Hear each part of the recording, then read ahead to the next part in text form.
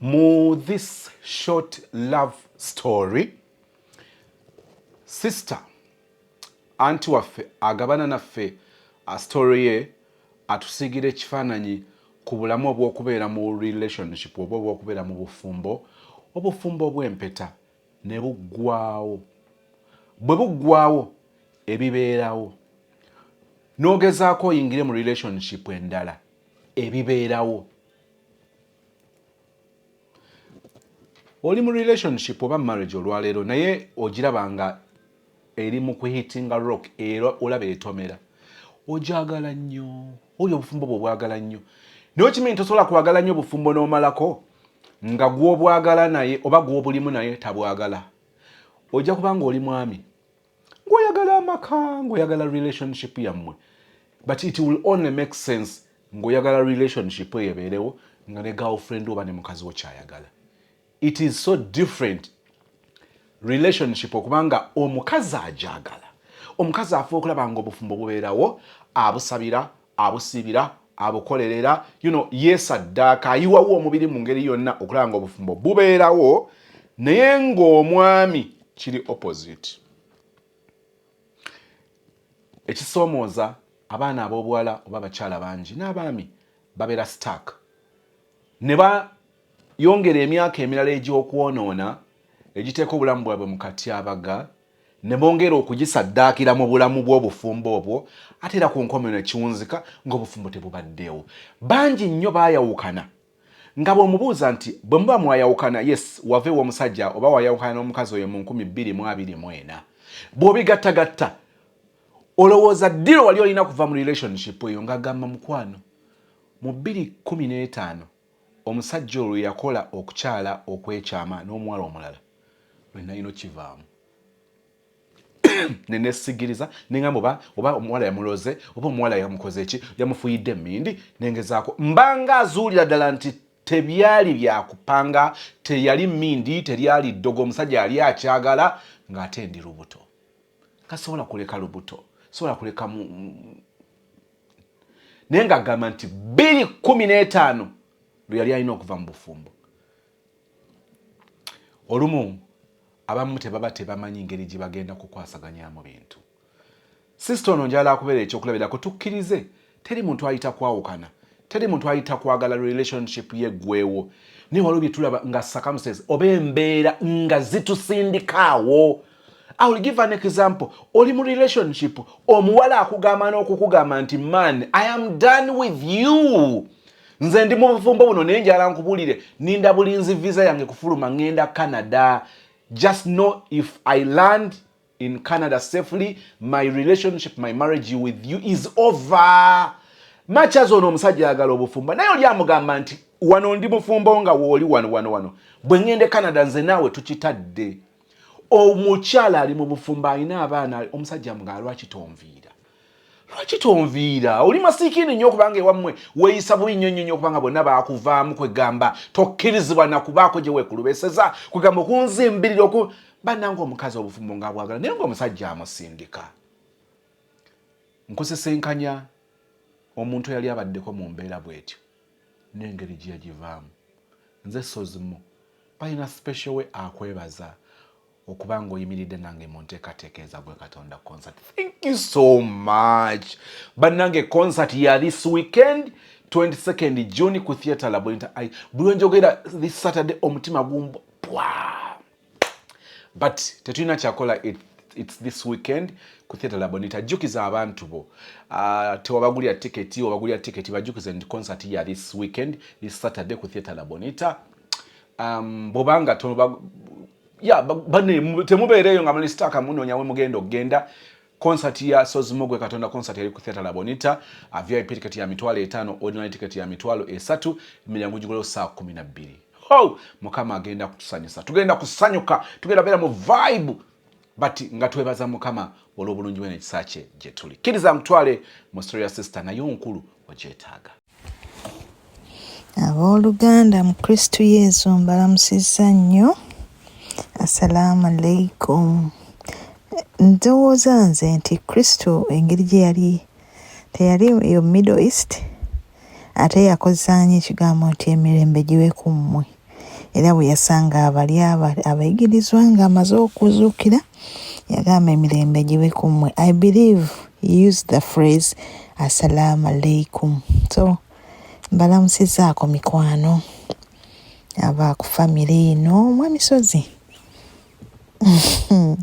Ng'oli wa kitalo simanyi ne bwenyinza kulamusa naye nkulamusizza ebale nnyo okuweereza eggwanga. Mukama akikubalire. Nze nno ndi muntu mukulu, ndi mukyala mukulu eyo ndi ku fourth floor eyo naddala okutuuka ku ruumu gye zisembayo. So nkuze. I thank God for the gift of life.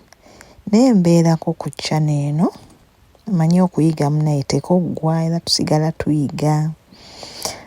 Mbadde mpuliriza. I think I started following mwaka ndowooza 2021.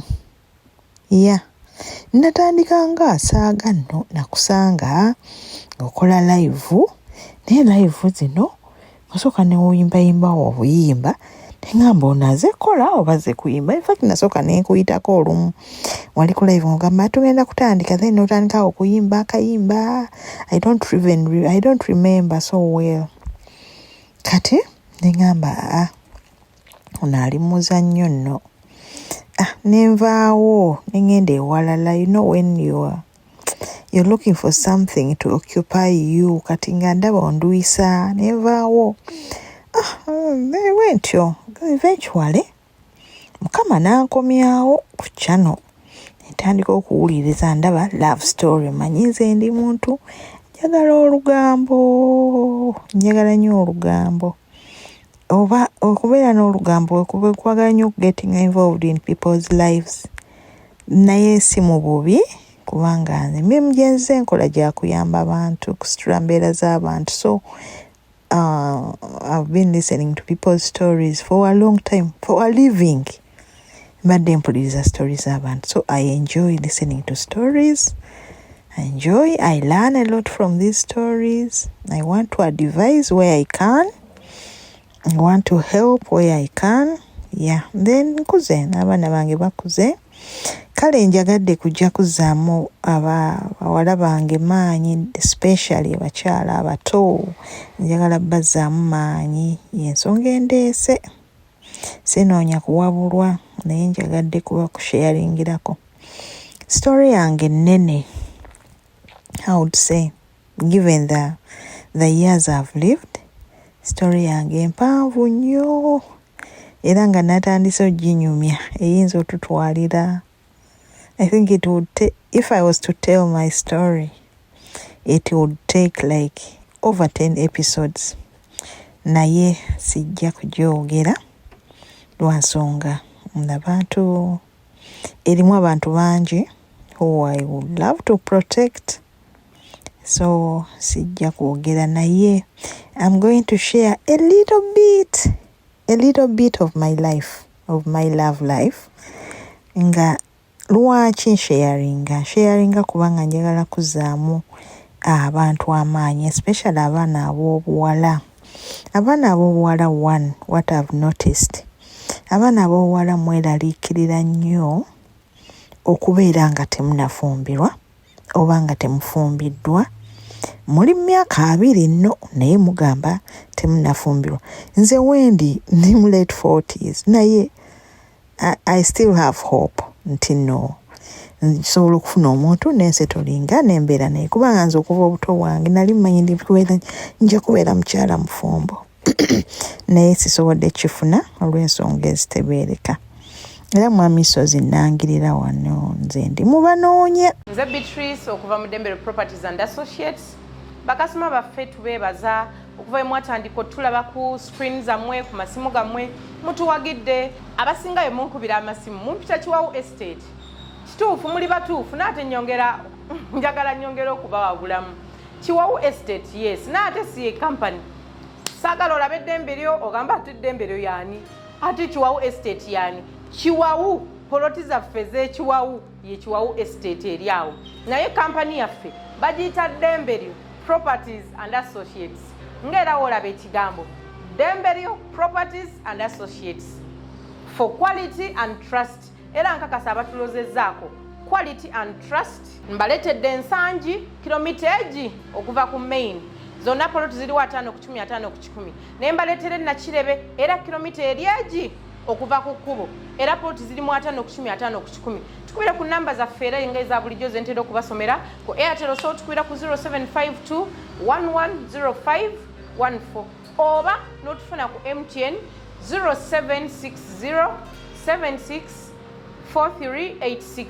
Era mwami Sozi nangirira wano nze ndi mubanoonya oba olinayo omuntu omulungi nze ndi mukyala mukkakkamu ndi mukyala neekolera ebintu byange saagala kerere like I'm a simple person but I also deserve great love and I know nze gye ntambulidde I know I've seen men in their 60s, women in their 60s, they are still looking for love and they find it and they get married.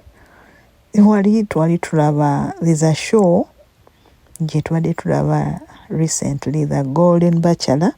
The man was 72 years,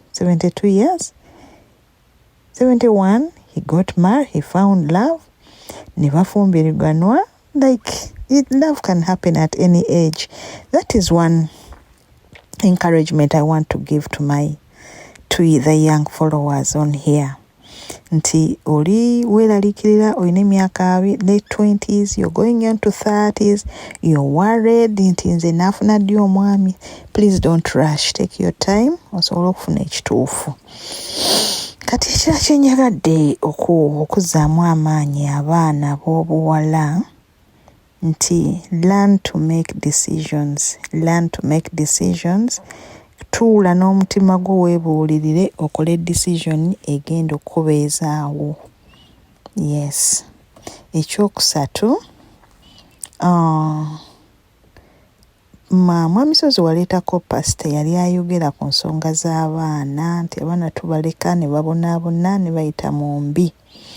Now I want to emphasize this. Era waliwo nali nkozeka audio nga njagala baweereza nga nna ebintu story bwe njagala obbalaga ku nsonga z'okuleka abaana.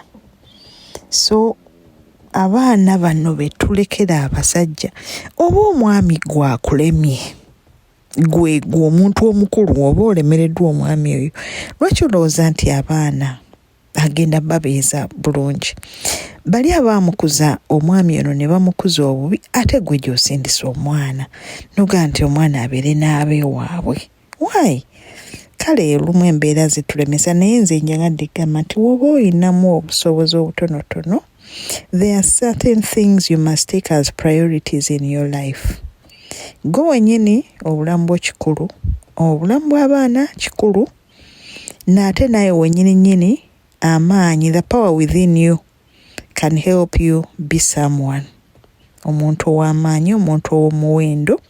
Ate Mwami Sozi otera okugamba abaana abo nti value gye weeyongerako it matters. Naye wenyini nyini oyinza okweteekako value ng'omukyala. Yeah, you don't have to rely. We do not have to rely on men to be happy. Right now, on the space gyendimu, if I was to advertise myself, men would come running to me because they know nina kye neetaddeko ekirala, nina kye neeyongeddeko. But I'm looking for a good man. Sijja kukyerabira ekyo.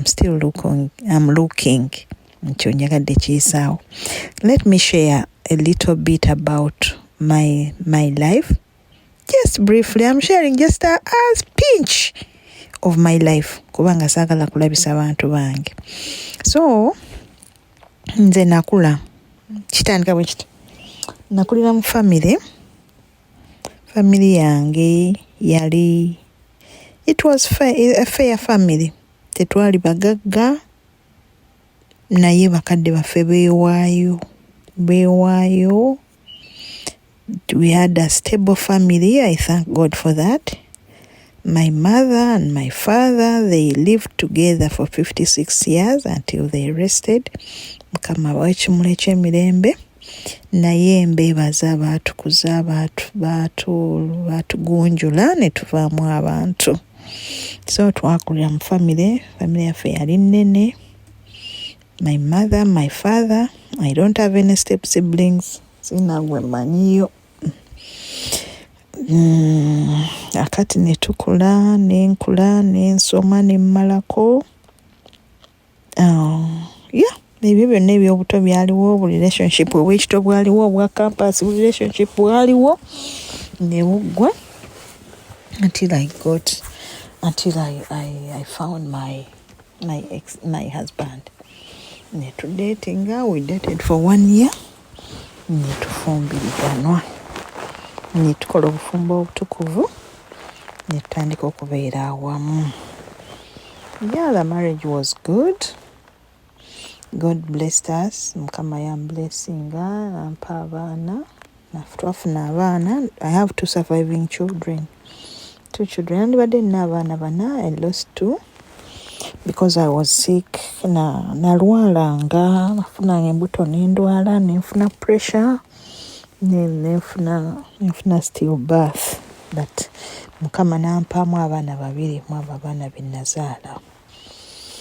So I have 2 daughters, grown. Bakuze abaana bange. I would say they are adults now, and I'm happy. Thank God for that. Munnaye nno obufumbo bwali bwe buti. We were happy for 2 years. Myaka 2 twali bulungi nnyo. I had a good job. My husband had a job. We were living a perfect family life. Kama atuwadde abaana nga tuli basanyufu, nga twagalana bulungi, love weeri, respect weeri.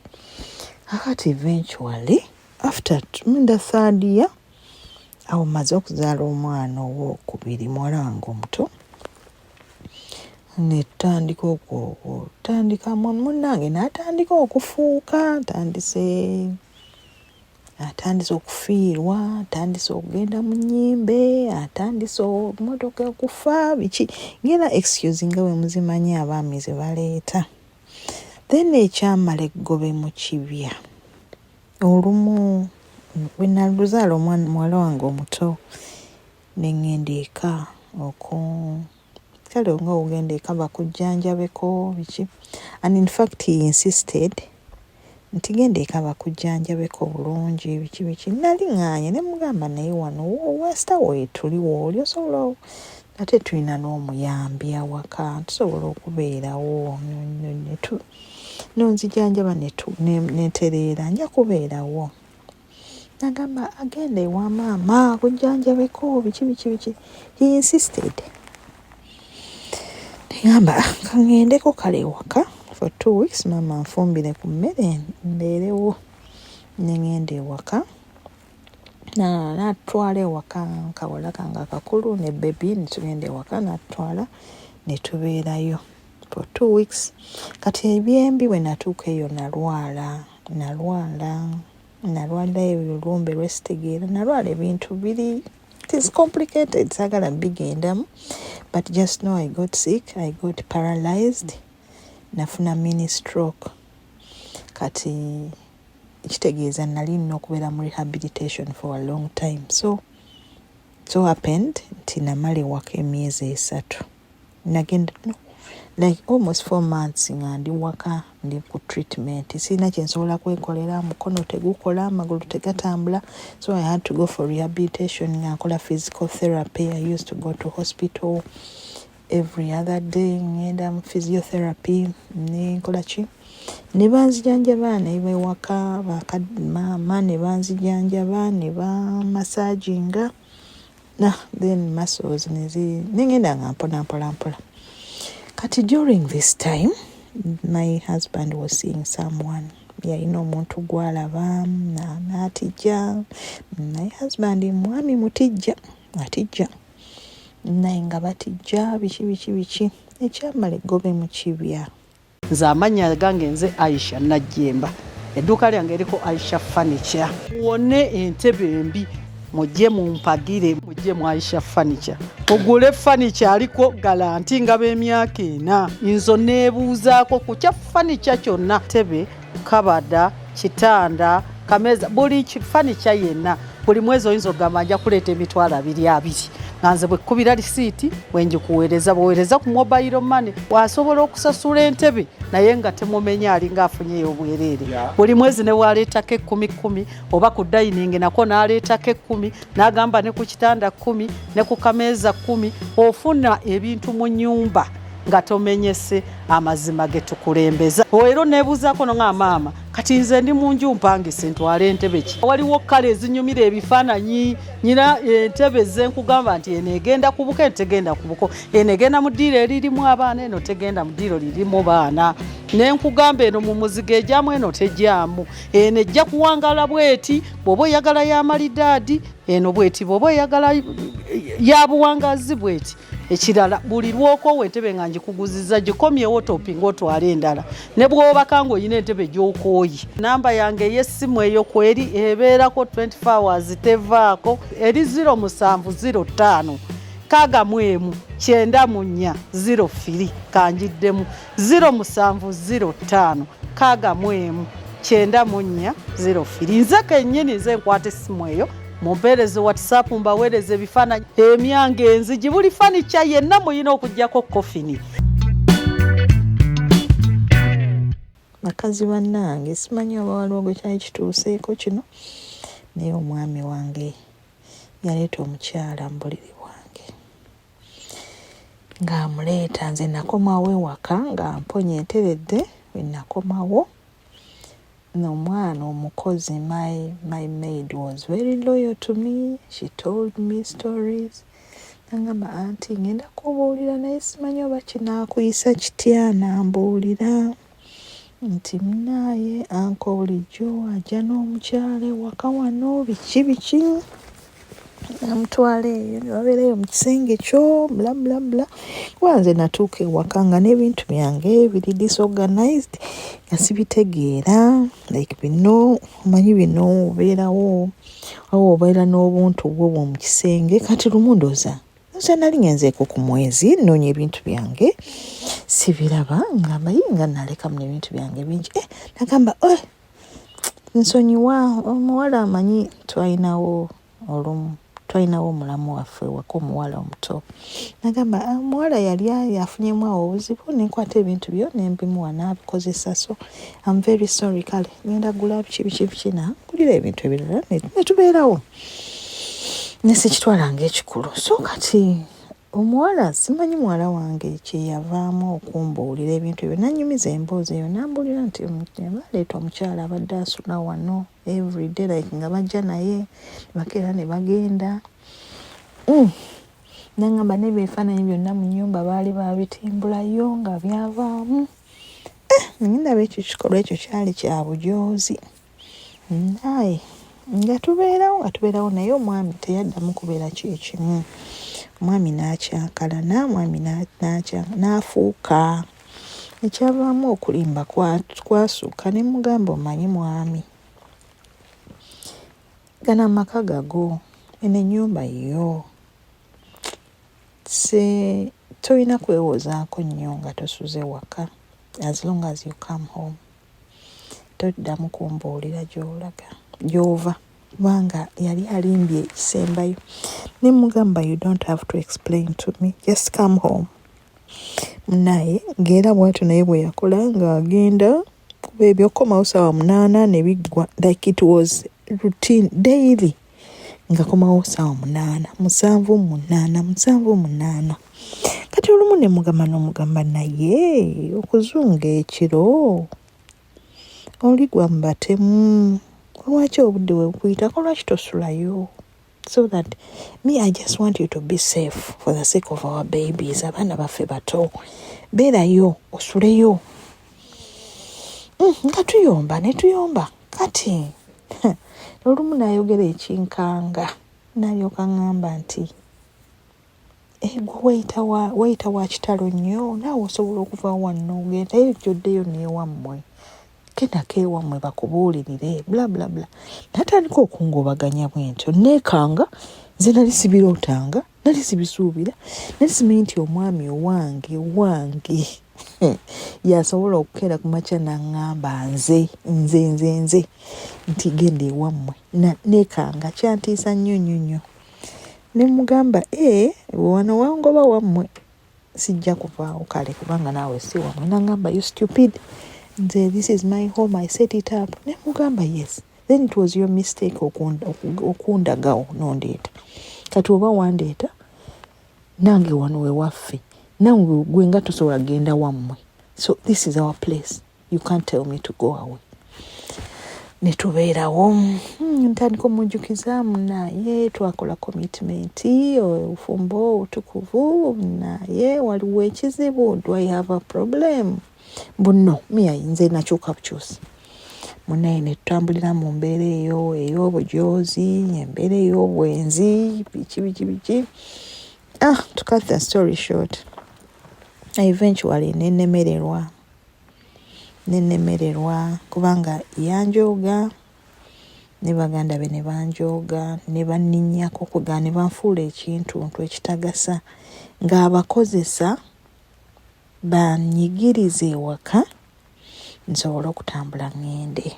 Aleeta omugole oli gw'atijja naye kati nene nsooka neŋŋumya omutwe, nasooka neŋŋuma nno nga baŋŋamba nga bambuulira. Of course I was looking for counsel nga ngenda mu balyoyi b'emyoyo nenjogera nabo, nenjogerako ne bakulu bange, nenjogerako ne mikwano gyange, like friends of substance of course. Nga ngenda nembuulirako omukwano gwange, best friend wange who was my matron also, who was well married naye nga alina amaka ge, nga mbabuulirako bannaye omwami nga bintabuseeko nga bambuulirira ne banziza. Nembuulira bakulu bange bannaye omwami biki ne banzikakkanya, ngamba senga, nenjogerangako ne maama. Like I talked, I tried to get help. Nengenda ku kyaki nembuulira bafather omuntu antabukidde ne baŋŋamba let's pray and tusabe Mukama amutereeze. I really nze ŋŋamba nti nagezaako because I prayed, natandika okusaba nensaba n'abaana bange ne mbayigiriza okusaba, ne tugendanga ku church, ne tugendanga ne tusaba, tugenda mu night prayer, tugenda ebukalango. We really prayed. We prayed. I tried. Nasaba kyensobola. Nengezaako okunoonya support ne counsel kyensobola. Kakati ekyavaamu nentuula n'omutima gwange ne ŋŋamba Mukama obufumbo oba buganye, kuba nali sikkiriza nti obufumbo bwange busobola okuggwawo. Ngamba Mukama we kiba kiganye, let me move on. Nenkeera ku makya ng'obujoozi buyitiridde, nga obwenzi buyitiridde, ne ŋŋamba Mukama ekiragiro ekyokutaano kigamba tottanga kitugaana n'okwetta ffekka nga tulaba. So I was dying inside. I was dying of pressure. I developed high blood pressure. Nali mulwadde andina ku ddagala, ntandise okubeera ku ddagala. I was worried for my life, my health, nga nti obulwadde bw'obukaba, because at a certain point natuuka ne ntuuza omwami ne mugamba, mwami otambula nnyo, ate gy'otambulira ogenda ate n'okumawo ate nange ng'onjagala. Kakati mbadde nsaba onnyambalire kapiira for the sake of our babies. Era buli kye namugamba nga namugamba for the sake of those girls batwetaaga nga tuli balamu. Ne mugamba for the sake of them nyambalira kapiira. Nangamba sisobola kambala. Ne ngamba nja kubeera mu bufumbo buno. I cannot negotiate for safe sex. Let me move on. Kangende bwe ngende ebweru when nfunyeyo omusajja omulala atali mwami wange naye nga mukwano gwange, at least I can negotiate for safe sex so that I'm healthy. Kyensobola okupreventing nga nkipreventing. So I moved out. Nenkwata ebintu yange ne ngenda. Bwe nanobera waka. Why? kubanga nali saagala genda mu muzigo. I could afford a muzigo with my babies. I could afford omuzigo naye nga saagala ate mwami ono komawo kunbeerako nti ate komawo ate kujja n'okunfunza mukazi gwo kubanga muna emotions. Nali mwagala musajja ono, nali mwagala nnyo era nga asobola okuŋŋonza najja. In fact when nanoba nengenda eka omwami yonna addayo ne mmulaba emirundi 2 namuwaako emirundi 2 more times nga nzirayo na sweet talking nga netwogera nengenda ne mmuwaako ate nenzira I don't know why I did it but it happened twice. Ekyavaamu nenvaamu mutima gwange neneevaamu neŋŋamba no, let me stop doing this kubanga nasalawo lwa bulamu bwange. Let me stop doing it.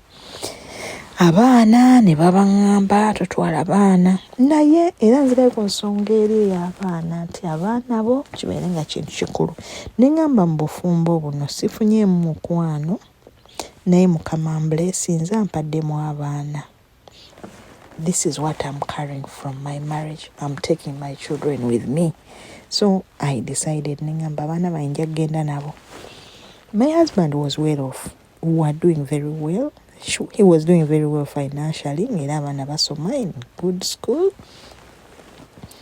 Neŋŋamba kangende n'abaana bw'anaagaana obbaweerera nja kubateeka mu ssomero which I can afford. Ffe tetwagenda mu masomero. We didn't go to the best schools but we made it.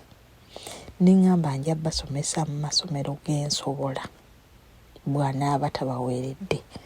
Bw'anaaba abaweeredde well and good. So ekyo kye nagenda nakyo nga mmanyi okusinziira kye nali mumanyiiko nga tasobola kugaana kuweerera baana be.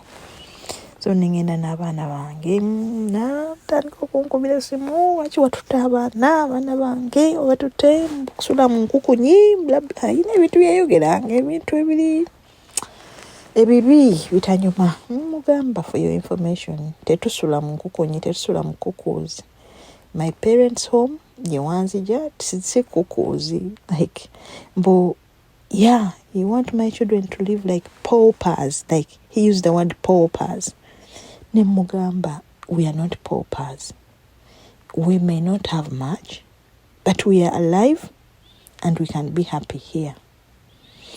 Kati munaye nengenda ne tubeerayo n'abaana nagamba kati abaana bagenda kusoma batya. Ne mugamba bajja kusoma. They will still go to the same school where they were going. Are you going to pay for them? Nagamba of course so akulemererwa kuweerera abaana bange. Ne mugamba okay kale. So nasasula fees kuba bank slip twazirekawo twanova mu holiday. Bank slip twazirekawo nasasula. So abaana we just had to change buses ntubateeka ku bus endala ne batandika they started school ne tubalaga they've changed homes kati tubeera wano twasenguse nekitegeerekeka. Abaana ne basoma ne baddamu ne basoma but eventually ne babeera ntubatwala mu kisulo. So he said I have to see my children. Mugamba I cannot deny you access to your children. Bano abaana baffe babiri nawe olina obuyinza so ng'abatwala ku weekend abazza bwebityo ne tubeerawo bwe tutyo. Then we eventually decided fembi ng'abazadde abaana nitubatwala mu kisulo and era ku visitation nga tugendayo ne tubalaba era ne tusinkana and we were good. Munnaye aby'abaana kanjirambire kankomawo nga nze omuntu. I'm trying to empower you gwe omukyala ngeza ku empoweringa through my experience. Kakati nze ng'omukyala nentuula waka. Of course people talked bya rejection yasookera ddala mu bantu bange bennyini my family members baganda bange bangamba okola kyewaka mugenda kulwaza bakadde baffe ogenda balwaza pressure beeraliikirire bla bla bla bla lwaki tewanoberako ewalala you have to come to stress our mother biki my own blood, my own sisters. Ne bagamba kasasi stress nze gwe when stressing is my mother and she's my best friend and she understands me. She knows what I'm going through. And this is the only place that I can heal with my mother. Kubanga nange kyali kinene gyendi. naye nga tebakitegeera. So nembeerawo neŋŋuma abantu force ku kyalo boogera mwana wa gundi enfumbo wamulemye biki bla bla bla bla. And yeah, gossip is gossip, and gossip is seasonal. Nebigwa ngera bansanga ne baŋŋamba bino ebyokwogera yiwaze ku kyala biki no mbeera wano. What happened? Kati abasobola okutuukirira ennyo boogera what happened? Ne baga naye I'm here. Kati mbeera wano ebyagaana kati ndi wano. So nembeerawo, I still had my job, I was working. Kati nembeerawo neŋŋamba kambeerewo. Nembeerawo for 2 years without anybody. Neŋŋamba nja kubeerawo kansooke neesettingawo, setting myself. This is young girls, learn to give yourselves time. Neŋŋamba kaneesettinge emotionally. Neŋŋamba ngenda kwesettinga emotionally. So I gave myself a break of 2 years without seeing anyone. Nga n'abankwana saagala. I was still in love with my husband. Nali nkyamwagala. Naye nga nsazeewo mwesonyiwe. And my best prayer was, nali nsaba Mukama nsonyiwa omutima gwange gwesonyiwa omusajja ono. Nsobole okumuvinga on, nsobole okutambuza obulamu bwange. Naye nga kye neewadde mu mutima nti I'll raise my children the way I want them to be raised. Nali sisobola kuleka baana bange wa musajja eyeeyisa bw'atyo awase enkya n'eggulu. Nga saagala bakule nga balaba ebyo. I wanted to protect them. And I remember I went to a counselor. Nagenda ngamba church counselors. But I remember I went to a counselor. Nenjogera ne counselor. Ne twogera ne mugamba. Nga sinnanoba. Because me, nga we mbagamba, I prepared my exit very well. Netegeka. Nagenda ewa kansala ne tutuula ne twogera ne mugamba naye kati abaana ngenda bagamba ntya. Nagamba abaana bato obabuulira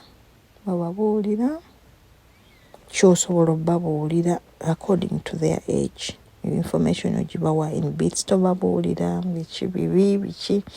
Era mu byonna bye nakola saasiiga baana bange sabasiigira kifaananyi nti taata wammwe mubi no. Era bambuuzanga because by the time I left muwala wange omukulu yalina emyaka 8. My daughter was 8. Omuto nga alina emyaka 6. Akati bambuuzanga Mami, do you love daddy? Nagamba yes, I love your dad very much. Nambuuza Mami, does daddy love you? Nagamba yes. Kati lwaki tetubeera wa daddy? Nembagamba nze mbaagala nnyo. I love you so much. Ne daddy wammwe abaagala nnyo. Naye nze ne daddy tetusobola kubeera wamu. That's all. Tetusobola kubeera wamu naye nga mwagala taata wammwe naye anjagala. That's it. Nagamba kati daddy takyakaabya because they used to see me crying a lot. Kati naye we twayawukana nga balaba ati communication between me and their dad is good. Twogera bulungi naye kati mami kati daddy akwagala, daddy takyakuvuma, daddy tokyakaaba. Nembagamba yes, isn't that a good thing? Nembagamba yeah mami, that's a good thing. Tokyakaaba. So ne tubeerawo. Kati mbadde wali nti newe emyaka 2. So after 2 years I don't want to make this long, but it's already becoming so long. Kati munaye my friend introduced me to a gentleman. Kubanga twabeerangawo ne tusangana oyo mukwano gwange nangamba ne naawe oli mukyala bwereere bla bla bla nga tusaaga we tugenda ne twewaamu girls day out nga we mbimanyi ne tusaaga nga naye naawe kati oli mukyala bwereere biki.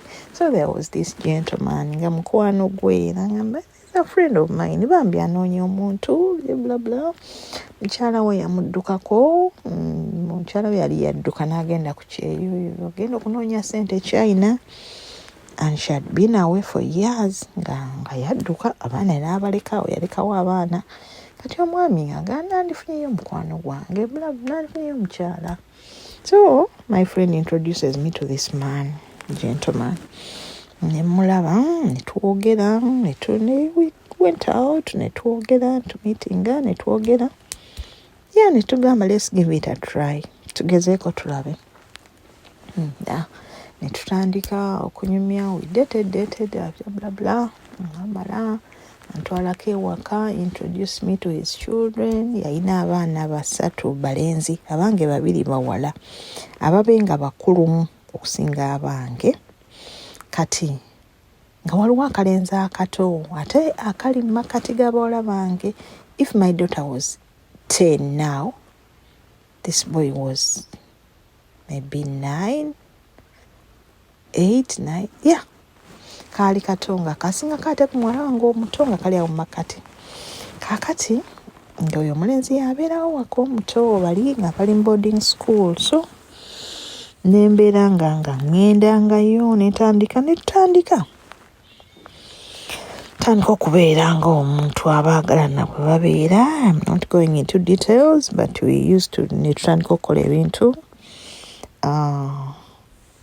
nenkola ki nentandika okukubangayo ekyeyo ky'obufumbo nga nkikubayo ku wiikendi nga nva ku mulimu ku Friday neŋŋendayo netubeerawo Saturday, Sunday, then Monday morning I would go back to work or I would go home ngaki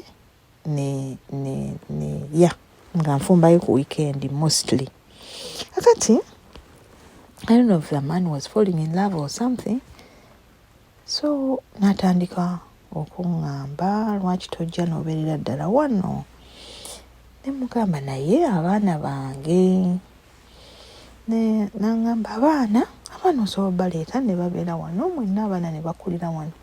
Naye nze mutima gwange muli nga ŋŋamba I'm trying to be a good mother to my children and I promised I'm not going to expose them to my men. Kambaleke ekyo kanki baleke kamba protecting. Neŋŋamba no si kyenjagala. Kati netubeerawo kati eventually omusajja ngamba jangu obeere wano bla bla bla bla. Kati buluwe yatuuka time ng'ayagala ddala kubeera serious nnyo. Kati waliwo time yatuukanga nga ŋŋendako ku mwezi agamba kale I thought you were pregnant. Nadde manyi wafunye n'olubuto. Naye nze nalina ekijinji kyange because I made a promise to myself nti sigenda kuzaala baana balala. Saagala abaana bange kubeera confused. Ngambe nti ate kati mmwe nfuna omusajja omulala ate ngamba bana ate ono si ye taata wammwe ate mmwe taata wammwe wegindi ate mmwe wegindi. Nze ebintu ebyo nali sikyagala nze nga nze. That is my decision. It is not wrong okuzaala abaana ewalala.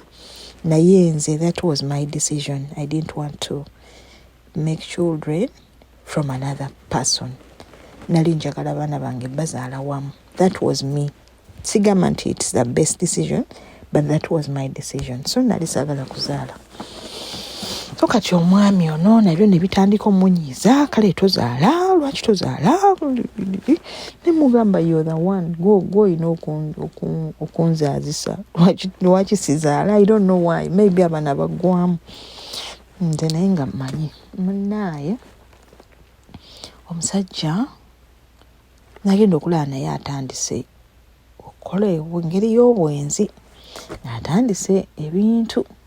Nze ndi mukyala nno mukakamu. Ekyo nkiddamu gwakubiri. Saagala ntalo.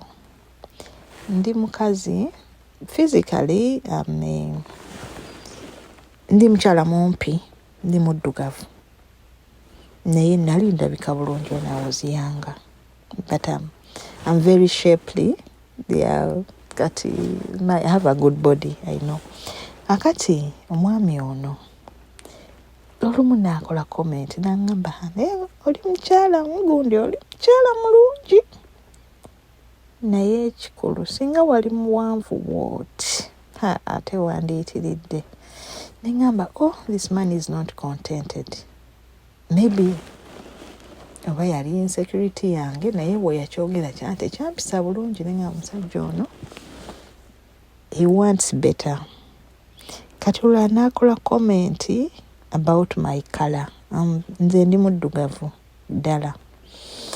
N'agamba bukale waliwo ebizigo bakazi beesiga ebizigo singa weesiga ku bizigo ebyo ofuna skin kale sigamba nti noweeruse naye weesige ku bizigo ebyo okoleka skin eri awo nga toli mweru nnyo naye nga at least neŋŋamba omusajja ono ayagala mukyala mweru ebyo ne bimbeeramu akati munaaye omwami waba tateredde nga kyalina wakati ekimusanyusa era atandika okuyiiya kati n'atandika naye okweyiiya nga he started seeing signs that this man is seeing someone netandika okulaba signs and this man is bringing a woman in here or women in here kubanga nga wooleka ebintu by'omu nnyumba olekawo engoye zo osanga baazitereezezza bazitadde ewalala like ziringa kubanga natuukanga mu nnyumba ne mbuuza ate where is my dress this dress biki naga nabadde nzijjawo nga ziterese naye neweebuuza lwaki azijjawo n'azitereka ngoye naluleka kuhanga bulungi lwaki ate aluzingako n'alugjawo so it is a red flag for me. Ati nibiri ebigambo ebize byogerwa nti singa oli mweru singa oli muwanvu nabyo nebinyingiramu kati awo chapuchapu twabeerawo yampa ploti nasayiningira endagaano nagimpa naŋŋamba tuzimbe wano ennyumba biki netandika okuteekayo nafuna namuteekamu sente neteekayo material tuzimbe amaka gaffe nagenda okulaba he was owning it akifudde kikye so ennyumba yali evuddemu musingi katono awo kakati naye nenekubamu mutima nendaba ebintu byatandise okukola neŋŋamba kati nange ngende mugana amaka ate era bangobaganye ng'ekintu kyennakowa mu matu gange kugobaganyizibwa nga sikyagala neŋŋamba no if I'm putting money in this man this project nsobola okukwata ssente nenkola ekintu nga kyange so that I have my independence nengaininga independence yange nembeera nga sikyagobaganyizibwa ng'ekyo sikyakyeraliikirira nga sikolerera bantu balala naye nga neekolerera kubanga eri mu bufumbo nali ntaddeyo and I worked for other people ne wano ntandise okuteekamu atandise okwana abantu balala dakiika emu ajja kunneefuukira neŋŋamba no I'm not putting in any more money kankite neŋŋenda neneegayira taata nemugamba taata madde nsaba taata wange twalina ekibanja kinene ewaka nga taata wange nkwegayiridde nsaba ompeeyo ka ploti naŋŋamba no sobola kuwa ploti kuyombekera blabla nga ye amanyi bambi nti obufumbo bujja kudda era yagezaako okuyita omwami nfunda ziwera boogere omusajja yagaana okujja nze byonna byonna nembitereka neŋŋamba a man who disrespects my parent is not good for me akati taata n'agamba nedda nasooka n'agaana kyavamu ne mutriiki nga nemugamba taata sigenda kuzimba maka ngenda kuzimba business njagala kola daycare but if you could give me a plot of land nenzimbawo daycare yange I would be very happy bambi musajja wattu nakkiriza nampa ploti 5-10 nangamba okay you can do your business munene ntandika okuzimba daycare nali nkoze structure nga ya daycare but eventually neŋŋamba lwaki mbonaabona nsula no boys quarter my children are not happy with bali wafunda they are not proud okubeera nga babeera wajjajja they had their home nabajja mu maka gaabwe amalungi neŋŋamba kakanzimba ennyumba tugibeeremu nenkola 2-bedroom house self-contained neŋŋamba kanzimba ennyumba yange kisenge kyange neky'abaana tubeerewo Mune nenzimba Mukama n'ansobozesa nenzimba akayumba ako ne kaggwa. Ne tuyingira abaana bange ne babeera very happy ne bagamba mami now we have our own home, we are happy. Kati nga wano in my house nga bagamba wano waffe eri wa daddy ate nga tebalabayo ng'ewaabwe nga bamanyi wano we waffe neri wa daddy. Tugenda ewa daddy then ne tukomawo ewaka ewaffe. So they were happy. Ne tubeerawo nembeerawo kati muli ntandika okufuna amaanyi munze neŋŋamba I can do this. Kati independence eyo gye nafuna nempa essanyu neŋŋamba yes I can do it. I can raise my children on my terms. Mwami nze mugamba abaana kati basomere wano nakkiriza n'awulira. Akati ng'asasula fees byonna byonna abaana abalabirira bulungi nnyo abagula buli kimu. Munnange nga tubeerawo nafunayo mukwano gwange omwami. Yeah, this man was married. Kizibu okufuna omuntu atali mufumbo ng'ate muntu mukulu. Kubanga me I don't date younger men. Njagala omwami ng'ansingako obukulu. Wemba ndi mu 30s njagala ng'ansingako mu 30s ng'ate aba agenda mu 40s bwe bityo. So I met this gentleman nga mufumbo naye nga njagala kubeera na mukwano gwange. Tuteesa bulungi me. I communicate so well with somebody omuntu mba njagala mmanyi kyanoonya kyayagala. Kirungi nnyo omukyalo okubeera empowered. Be empowered young ladies. Mubeere empowered. Yeah. Kati era njagala when I go back home I want to be a life coach, especially for young ladies, for people of everyone, because I've been counseling for a long time. You know.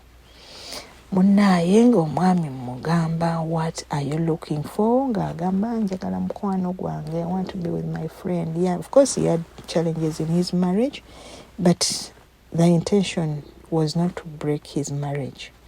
Nali njagala nange nimugamba me I'm just looking for a friend kubeera naye once in a while we have fun bla bwe bityo. Munnaye omwami nga tukkiriziganya nga tubeerawo nga tubeera ba mukwano ng'ajja akyala n'andabako naye nga muli mpulira amaanyi nti yeah, I'm in my home. Yes, I have my home. Yes, I would have loved to be married naye sisobodde and I still have to raise my girls. Nze ekyo nafuula priority kukuza abaana bange. Nandibadde nsobola okufuna obufumbo. Nalina abaami abaali bandyagadde okumpasa. Jangu obeerewo nkuwase naye nga si kyenjagala. Nga njagala sooka kukuza abaana. Because me I knew, in my mind of minds, I know raising my children is my God-given responsibility and I'm going to do it in the best of my ability. Ekikola nga bwe nsobola nkuza abaana bano Katonda be yampa the way I want them to be groomed. Munnaye nga mbeerawo omwami oyo ng'ajjanga okundabako nga tubeerawo in a relationship naye nga addayo ewaka nga mufumbo olumu addayo olumu ajja bw'atyo naye nga mu holiday when my children are home this man does not sleep in my house. Era abaana tebakimanyaako n'olunaku n'olumu nti we were romantically involved though they knew he was my friend. Nkubanga yalinga ajja n'atulabako olumu.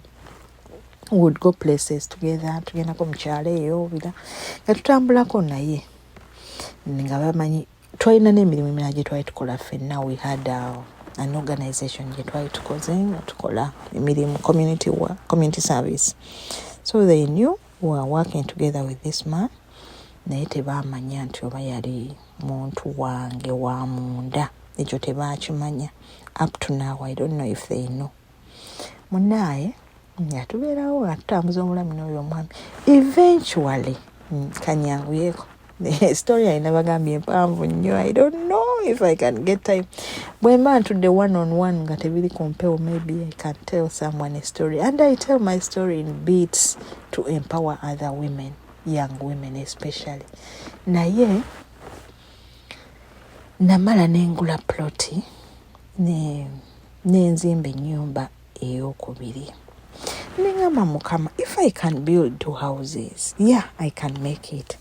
Kati, bwe mbanze nasobola okuzimba ennyumba 2 mu bulamu bwange ng'omukazi, naawe osobola okikola. I'm just trying to encourage you. See, I'm not siri kwewaana oba ki, but I'm just trying to encourage you that you can stand your ground and things can work out for you as long as you make your decisions and as long as you make your choices and follow them.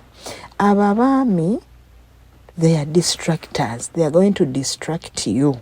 Buli wogama wobeera ng'olina plan gy'otambulirako ate n'oteekamu omwami, they are going to distract you. Kati nze nayawula plaani zange nenzawula ku baami benjagala ne mba nina relationship nga nina ensonga yange gye njagala okuggusa in terms of development. Ekyo nkikola nga nze, omwami ate simuteekamu. Yes, I had this gentleman and I was building my house. Nenga yosibimuyingizaamu. Yes, he would help me here and there.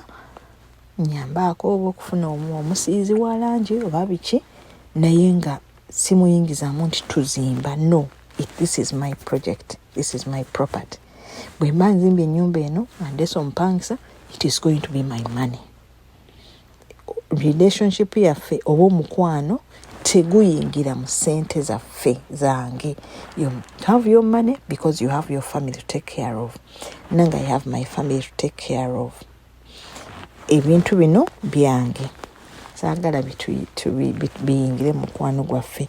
So that is the standard I set for myself. Nkola ebintu byange outside of my relationship. Yet, yes, you will know that I'm doing this, but I'm doing this for me. Because we have an understanding that we are friends with benefits, but my finances are mine and your finances are yours. This is the empowerment that you need to have if you decide to go my route. So, ennyumba nenjizimba. Neyo nebeerawo nenkola ebintu byange nga mbikola nga ne mukwano gwange wali naye nga nkola ebyange nga nze, and I have that independence and I have that happiness. Kati eventually, like I said, my mission was to raise my children. Eventually, this man takes my children away from me to a far country, and I say, abaana bange bagenze babantuteko. Yeah, we agreed that let them go. Naye nensalawo ng'omuntu neŋŋamba nasalawo, no, I have to raise my children. Era ne tuteteekanya ne mugamba omanyi njagala genda kulaba ku baana because I know and they missed me because they had been with me. We had never had this separation. Era ne tulwana naye mwennyini nannyamba, my ex-husband. By the way, he's got so many other women and other children. Nanyine tulwana ne tukola ebintu na tetenkanyizaako nensobola okugenda to join my children. Right now, I'm staying with my children in this country, which is so many people's dream, by the way. Nze nali saloota nti nja kujja mbeere wano, naye kyandeeta kulaba nga abaana bange babeera bulungi, kulaba nga abaana bange nkyabagaidinga kubanga baali bakyali bato we bajjira, they were still minors, naye kati bakuze bafuuse bawala bakulu, bakazi bagenda banaatera okumala okusoma. I'm raising them, I'm still supporting them, naye I'm looking forward to go back home and settle because I never had a dream of staying away from home. Njagala okuddayo because I still want to serve my community. I was doing some community service yonna gye nali nkola. I still want to do that. I still want to support people emotionally. I've been a counselor for a long time. I do hospice care for hospice counseling for the terminally ill. I do that. I'm a counselor. I'm a social worker. Sagala kwerabisa nti naye Mwami Sozi njagadde okusharinga story eno. This is where I am at now. I am planning to go back home and continue with my community service. I'm planning to go home and settle in my home. Of course, abaana bajja kusigala eno because now they have learnt, they have adjusted okubeera mu mbeera z'eno. Ebya Uganda tebakyabisobola bali eno. Naye nga nze omuntu, I feel as a mother, I've done what I needed to do. And I'm satisfied that we are getting there. We are almost there. Kati, but my life goes on. Nze ng'omuntu obulamu bwange busigala bukyaliwo because I'm still alive. I'm still moving. I'm still walking. Ati wano wenterayo okusaba kwange mukulu. Mukwano Sozimmo. Yeah, among your many brothers, your big brothers, I'm talking about now your big brothers or your uncles who talk to you. Nwabanga waliwo omuntu eyandyagadde to settle with a mature friend. By the way, I don't date below my age. I don't do that. See, I'm not saying tibaba bato naye I'm not comfortable dating somebody who I'm older than. So njagala omwami nga nsinga kokko. So I'm looking at 50 plus. If there's anyone, even if you're listening to this story, it's someone who is I want a good person. I'm attracted to intellectual, to somebody who has intellect. Njagala nnyo omuntu ali smart, omugezi. I don't know, that is my attraction. Omuntu wabanga mugezi nga they can articulate things, nga ali smart. Ne waba teyasoma nnyo naye nga muntu mugezi. Especially attracted to such a person. Njagala nnyo omuntu ng'ali nga muntu mulamu. I want a God-fearing man. I want somebody presentable, somebody respectful. My family yange is a respectable family. You know, when we are together, I'm going to introduce you to my siblings. Bantu bavunanyizibwa. Even I want somebody who I can present my children. I respect my children so much.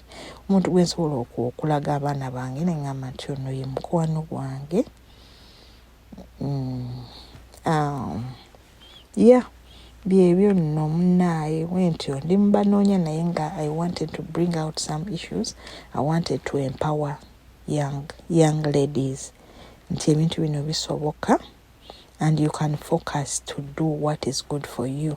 Nze I failed as a wife of Bwannema because sijagamba nti nali muntu muzibu naye natomera. Of course natomera.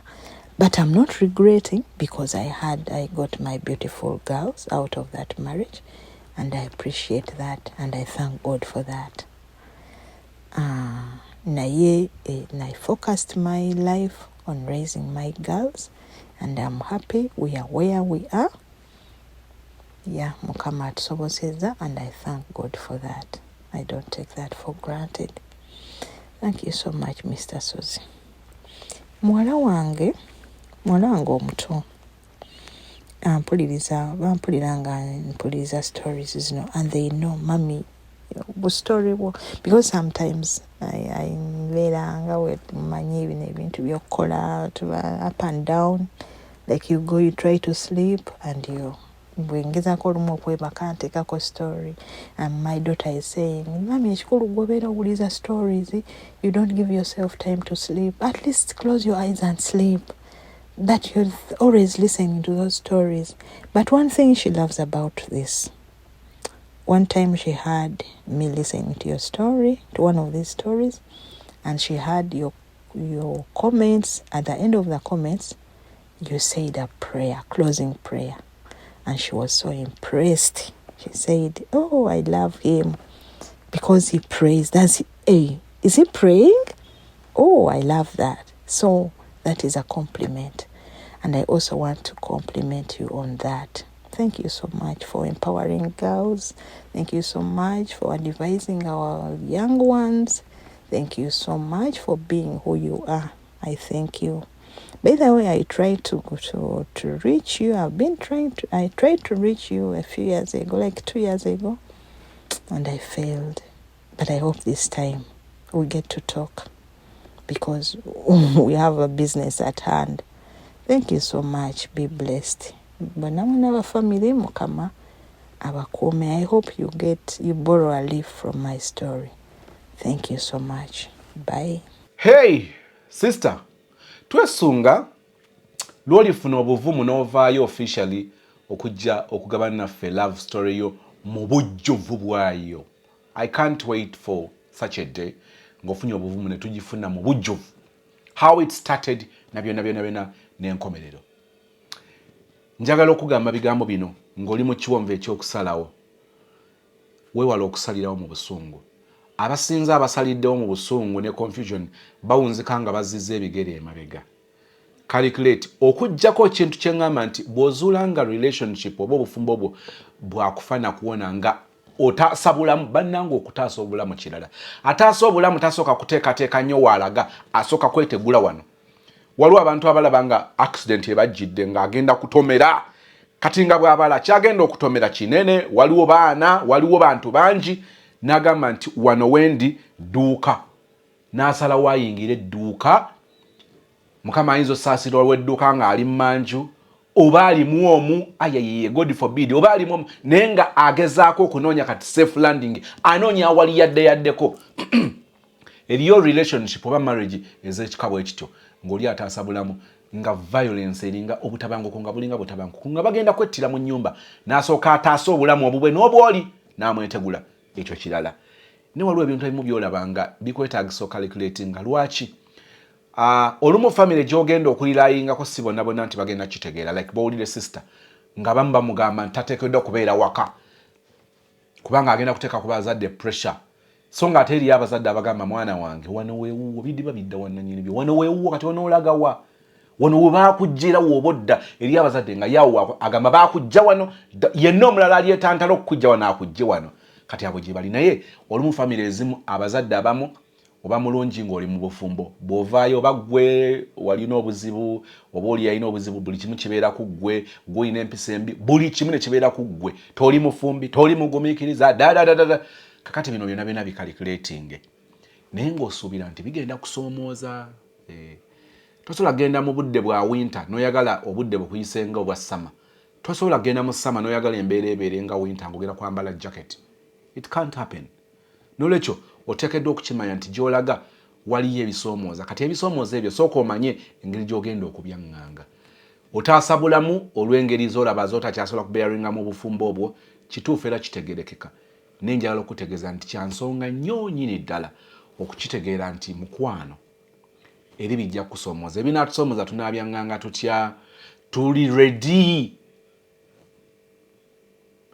Ebisoomooza ebimu jabeera financial. Ono yeesimye nti agenda ovaayo ng'olwedde alina n'omulimu. Abasinga muvaayo ng'oli mwami abadde breadwinner ate ogenze n'abaana. Oteekeddwa calculating nga kyayogeddeko nti eky'omusajja gw'olaba akuyisizza obubi omwesiga otya n'abaana. Nange olumu nzikirizigana nakyo.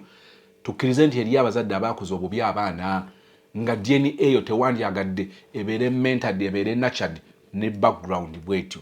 Nga kikwetaagisa eriyo n'abaami nga gamba omukazi ono sola mukkiriza kugenda n'abaana bange olw'engeri ze yeeyisaamu, abaana bange bagenda kubeera just a copy of her.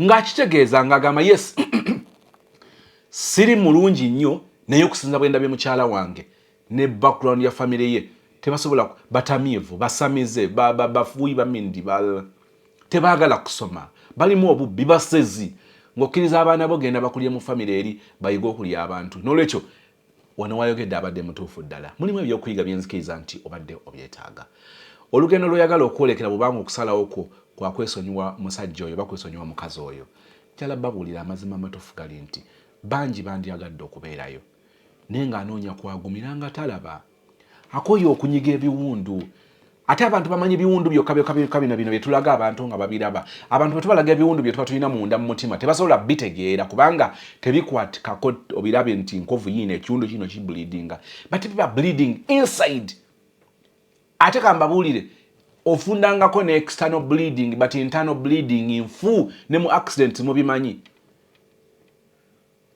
abantu bableedinga munda mubalaba kukutuka mulaba muntu kukeera muzuukusanga tazuukuse internal bleeding ya mutawana n'olwekyo bw'ozuula nti ekyo tekikyasoboka nga teri akusigula omanyi abantu abamu bamaguka ava eno kubanga bamusigula ekyo tekiri kukolera njala kutegeeza mutawaana myereere okuva mu bufumbo ng'oyingira mu bufumbo ng'oli akubba eno ng'akuzza eri mitawaana myereere katonda yakutakakaka sobi n'akubikka n'essi bangi abasimattuka kyenjala ekiralo kijjemu okubanga oba ne breathing space bulijjo kyenjogera from this marriage awadde obulamu bw'emyaka 2 olaba yawa obulamu bw'emyaka 2 era n'agwa ku muntu n'abeera musengavuddemu nga zeemu tolowooza nti singa teyewa bbanga mu myaka 2 yalibadde abala abasajja 4 myezi 6 kati bino nzikiriza nti obiwulidde ng'ebyokulabirako mu story twesunga olunaku lwali twa story ye mu bujjuvu ekisa kya mukama waffe yesu kristo n'okwagalako ayi katonda n'okusa ekimu ku mutukuvu kabibeere naffe ffenna n'abooluganda bonna mirembe egitagwawo amiina akawungeezi ka Saturday nga 22 omwezi gw'omukaaga omwaka guno kyakutokota kasijibikeko ku theatre Labonita mugwe katonda concert n'omuyimbi Sosimo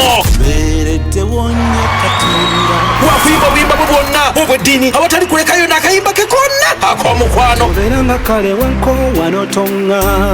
jangu onyumirwe byonna ku tiketi ya mitwalo 3 zokka n'emitwalo 5 VIP ng'emiryango giggulwawo saa 12 ez'akawungeezi awerekeddwako Eddie Yowe, Chris Evans, Bettina Nabakasa, Joseph Segawa, The Golden Gate Choir, Levites Choir, Chigundu Wilson, Sazi Moses n'abalala bangi gwe katonda concert eyasozemu ku Saturday nga 22 June ku theatre Labonita ekotosebwako The Diaspora Family. Nasanze omulenzi gy'oli